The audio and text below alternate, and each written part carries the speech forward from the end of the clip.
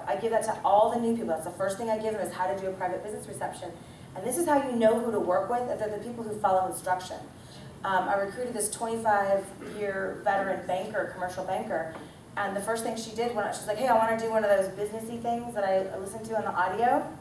I said, yeah. She said, I'm doing it Wednesday at 9 o'clock in the morning for all the stay-at-home moms in my neighborhood. And so we're going to come over. So I came over, and she was like, hey, look, I didn't rearrange the furniture. She watched the audio, listened to the audio. She said, look, I have a big pot of coffee, but I'm kind of hiding it over here on the side because I know I don't have a lot of food. And I have a bunch of more Danishes in here just in case, because they were in her cupboard, you know what I mean? But I only put out about 5 or 6 just in case. Isn't that someone you want to work with? One, they followed the system. Number 2 was they listened to the audio and they did everything right. Do you know how much easier that makes your job? I don't have to explain to her how to do it, what to do it, why. I mean, this business is all about leverage and working with the willing. So if you give that to somebody, they watch it and they listen to it, want to do it. And Chad and I were sitting there, and remember when my friend Rolando said to me, so I want to schedule one of those business launching things today. I was like, holy cow, I didn't have to say it to him. He was like, I'm in, let's do it on Sunday. Because he went to a training like this, because he listened to that audio, because he was plugged into the system. Now it wasn't about me, because it's hard for me to tell a friend or a family member what to do, isn't it? It is. You're going to recruit your best friend, now you're going to try to boss them around. Yeah. You got to use third party all the time, not just to recruit them, but all the time. So you could third party with another person telling them what to do. Here's what used to happen to me. I would recruit somebody in the room, a really good friend, and they would start doing have these wild ideas. Anybody know about the Idea Club, right?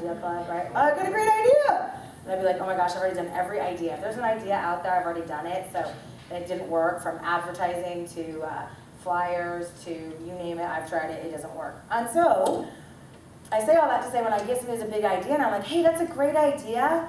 Let's talk to Chris Ward. I think he did flyers once. I'm like, Chris, get him off the flyer thing, get him to do a PBR. Okay, I identify Chris Ward. Chris Ward gets on the phone with my new person that's a friend of mine now, and he can say, hey, I know you're looking at doing flyers. I thought that, use the Phillips outbound, I felt the same way. I tried to do it, it didn't work. You know what works for me though, is doing a private business reception. Does that make sense? Yeah. So get them pointed back constantly to what the system is, and if you're not being effective anymore, because think about it, as parents, at some point your kids stop listening to you. I remember my mom used to say when we were growing up, never get in the car with anyone who's drinking and driving, never drink and drive. I was like, yeah, whatever. Then there was a policeman that came to the school, and he showed these horrible accidents and all this stuff, and I came home and I said, Mommy, I'm never driving with anybody who ever drinks. Do you get the difference there? I got it now because it was the policeman and not my mommy. She was like, dang it, I've said that. How many people here had somebody at a training, they leave, and they go, you know what, I'm going to do a PBR now. And you're like, I told you to do that. Right? And you got to resist that because you're going to be like, oh my gosh. Don't care how they got the information, just care that they got it. Does that make sense? Yeah, let's do it. So really, your private conference call, I love these. We're blazing through private conference calls right now because people who either won't do a PBR or will know somebody who won't do a private business reception. And if you don't do one, you're never going to graduate to the next level because how could you tell someone else to do something you're not doing? You cannot. So I'm going to tell you right now, if they're scared, do a private conference call first. We usually do those second for the people who couldn't make it, but do the private conference call first, gets their feet wet, and we drive them to the website where they can see some more information. It gets the ball rolling for them. But most people are used to getting on conference calls, so this is just so easy, and I can do that anywhere. I can be driving around. A lot of your teams have one that's already pre-recorded. You can just plug that in, and these are great. So all we're talking about is getting your new people just some wins. Click. Lastly, but when I'm doing a game plan, I always want to introduce them to people that have a financial vested interest in their success as well. So right there at the game plan, I do at least a couple of welcome calls to introduce them to people. So it's not about you. Don't you someday want to take off and not worry about your business? But if your business is all about you, it'll never go away from you. Next slide. So make sure that you're doing that as well. This is so funny. I'm singing to the choir here because you guys are here, right? You already know about the event. So I have this total mantra going lately, which is just the 3 things I think you have to be successful. Are you ready? Number 1, activity. Number 2, events. And number 3, never quit. That's it. You can't be a professional meeting goer with no activity. You're never going to make it. I've also seen people try to do activity without showing up. They've never made it. And if you quit, you're guaranteed never to make it, right? So those are the 3 things. And I'll tell you, I give myself a little bit of credit for this. Really going to every business briefing, every fast start class. I've never missed one, I guess probably because I teach them, but every conference call, I'm on everything. And here's why, because I wanted this like my last breath, and I was screwing it up so bad. I was being so unsuccessful at it, but I figured if I just kept showing up, eventually my thick head, I'd figure it out. And that's exactly what happened, and the beauty of Prepaid Legal is we can't fire you for being really bad.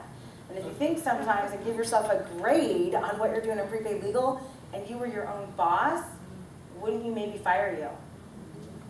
I'm just saying. But the good news is here, we'll love on you until you figure it out, right? Because we don't have a paycheck over your neck, so you have to want to do it, the activity and the event. So I was screwing up all the activities, I was still doing it, but I was doing it all wrong, but I couldn't screw up showing up. So I just kept showing up, and just decided I'd never quit. And here's what I do know is, all you have to do is make the hard decision once. That's it. You just make it once, and then it's never a question anymore. So like if you just say, that's it, I'm drawing my line in the sand, I'm going to the briefing, and I'm going to the training every single week, eventually something will tip for you. At first, your friends and family will be like, are you going to another one of those meetings again? It's like the same thing. You just saw that one last week. You're going to this other, that's dumb. How many times are you going to go to one of these things? It'll switch from people questioning you and trying to throw you off your game as to why you're going, to now where they're like, Chad, are you going to be late? Don't you have a meeting tonight? Yeah. Do you get the difference? And that is going to switch for you, but you have to make a hard decision once. If you waver, are you going to one of those things again? You've already been to like 10 minutes. Oh, you're right, I'll sit around here and do nothing. This is where Chad and I were talking about, you have to live above your emotions. You do it at your job, you go when you don't feel like it, you go when you're sick, you go when your kids are sick, you go when you don't want to, you complain the whole way, but you get a hangnail on Prepaid Legal and you won't live above your emotions, you're like, oh, that's it, I'm not going to go. Right? So you can't miss anything, ever. It's the spaced repetition. Click.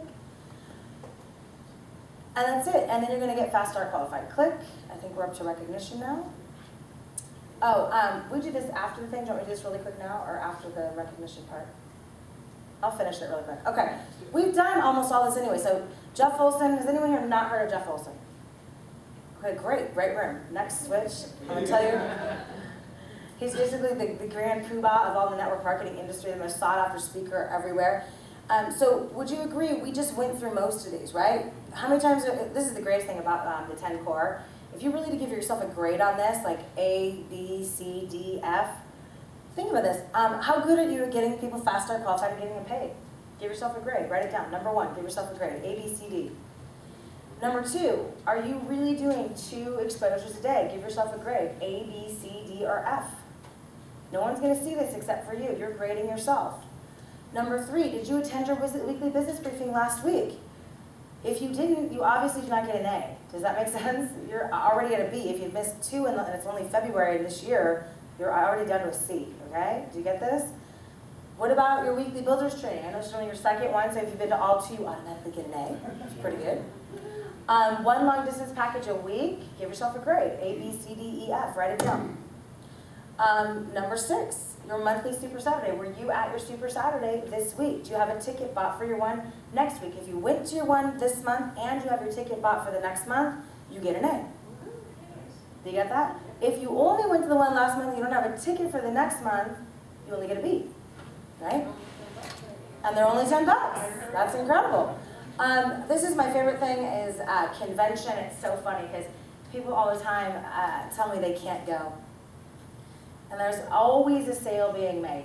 Either I'm buying your excuse or you're buying mine why you're going. And I'll just tell you, I don't have anybody who can give me any excuse why they can't go to convention because I was engaged to be married and we had a wedding date. And I found that the date was on one of our 3 conventions. And so I had a decision to make. I either got married on that date or I missed the convention, or I changed my wedding date. Well, we'd already booked the room. We'd already sent out save the date invitations. Oh, so trust me, there was a sale being made. Because I had to go to my fiance at the time and sell him. Now listen, this is a hard sale. I'm working 60, 70, 80 hours a week on my job. So check this out, right? And I'm only making about $500 a month in prepaid legal. So he's kind of pissed because now I was hanging out with him all nights and weekends, and now I'm doing prepaid all nights and weekends. And now I'm going to go to him and tell him, we got to move our wedding date. That's a tough sale, would you agree? And I just told them, I said, look honey, in the big scope of life, will it, in 20, 30, 40, 50 years right now, will it really matter the day that we got married? Will it really matter? Well, Lord bless you, we're on some island somewhere, and you live the life of your dreams, does it really, really matter? Well, he said, I believe that you believe. Do you get the difference here? Before, I mean, if you're going to do something bold like that, it means that you believe you're going all the way. If I'd have wavered and then told him, hey, I'm going to do prepaid legal, he probably wouldn't believe that I believed. But because I believed, he believed, and he bought my story. Do you see what I'm saying? And we moved the day. We lost deposits. We got people mad at us. Our friends and family really made fun of us. Oh, it's that damn prepaid again, isn't it? Right? His parents were like, you're really going to marry that cuckoo bird?